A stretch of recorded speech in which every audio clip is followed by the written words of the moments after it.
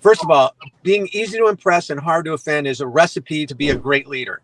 It's a recipe to have a great life. It's a recipe to break through. When you're easy to impress, that doesn't mean you're a pushover and you're naive about everything. It means you're looking for the best in people. You're what I call a positive Pygmalion. The Pygmalion effect says that our thoughts and our beliefs and our expectations are magnetic. That as we look at people, we not only see what's there, we actually are moving them in the direction of what we see.